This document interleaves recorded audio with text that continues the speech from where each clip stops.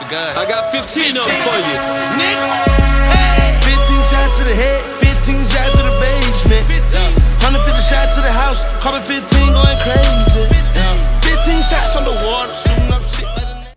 What is up, guys? It is OMG's Guppy, otherwise known as Ulysses Johnson, and today I am going to be explaining to you the 5 ways to pass a test. Now, I know you may be thinking, Guppy, you're not a teacher, and why are you making this video? This video is going to be boring, but to be honest, everyone has to take tests, and I'm in this week right now where I have to take an exam every day until Christmas break on the 18th.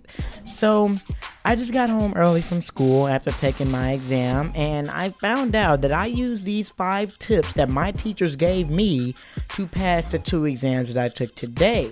And I was like, maybe I could help other people as well that don't know how to take a test or an exam or a benchmark assessment. Whatever type of test you have to pass, I got the answers for you on how to pass that. So before this video begins, be sure to drop a like on this video and comment if you're in middle school or high school or even elementary school, whatever grade you're in. Tell me down below in the comments. I would love to know and, get to know you guys and all of that stuff. So also, let me know if you like my new intro. I made it yesterday. I thought it was pretty good, but let me know down in the comments if you liked my intro. And without further ado, let's get into this video.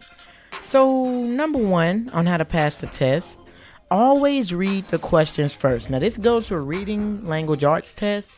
And you know how reading has those long passages about stuff you don't care about. Like, there could be a passage about lotion. Who cares about lotion? I mean, maybe you care about lotion to get ashy if you get ashy, but you don't care about reading about it. So you're bored and all of this stuff. So basically, in order to kill that boredom, you always read the questions about the passage first. Never start off reading a passage, or I'm telling you, it will drain you. You will get stressed out. Your mind will start wandering, and you would not want to finish that test. And most likely, I want to say there is a 80% chance that in the questions, you will have sentences from the passages where you just got to answer vocabulary and stuff like that. So if you just skip the passage for a second and read the questions, know what the questions is asking, that way when you do have to go back and read the passage, if you do, you'll know already what it's looking for. You can find it like that. So the second way to pass a test is if you're reading a question and you can't understand what the question is, mark the words that you do understand. Now, if you don't get what I mean, let's say, for example, you're taking a science test and the test says something about, let's say, the food chain, but you don't know what a food chain is, but you also see the word atom and you know what atom is. If you know what atom is, try to focus on that and branch over to what you don't know. So just basically take all the knowledge that you have learned and apply it to that question to help you better answer that question. And if you can't figure it out at all, skip it and go back if you have enough time.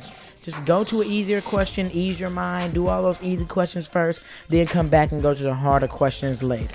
The third way to pass the test is to never try to cram a lot of information while studying before the test. You may have a week to study. You may have a day to study. You may just have an hour to study.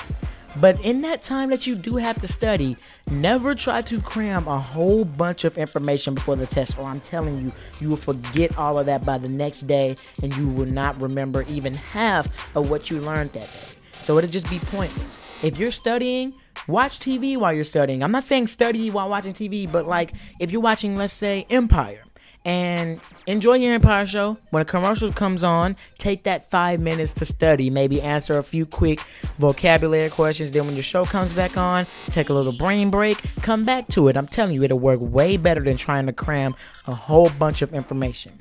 The fourth way to pass a test is get plenty of sleep and eat a good breakfast in the morning. Nobody wants to be tired and hungry before a test. I don't think I need to say anymore. Like, if you want to pass or have a better chance at passing, get plenty of sleep and eat a good breakfast. The fifth way to pass a test is while you're taking the test, do not look at the clock. Pace your own self at your own pace. Do not try to beat the clock or whatever. Do not try to get done before everyone else. Don't try to hurry up and get done just because you see your friend is done before you. It doesn't make you seem any less smarter than anyone else. You do not need to rush on the test and accidentally end up failing. If you accidentally end up failing, you'll look dumber than you would if you took a while to actually process what you're taking. So be sure to take your time, don't stress yourself out, and you should do fine on your test. So if you enjoyed this video, don't forget to like, comment, and subscribe. And if I missed any tips that you may have for yourself or anyone else, drop that down in the comments below. Also, I have a new outro that's about to come up in a second. Let me know what you think of that as well. And I am about to go use the restroom because I'm kind of holding my bladder while doing this video. Use the restroom before you take a test. Bye. Bitches big, bitches cuz.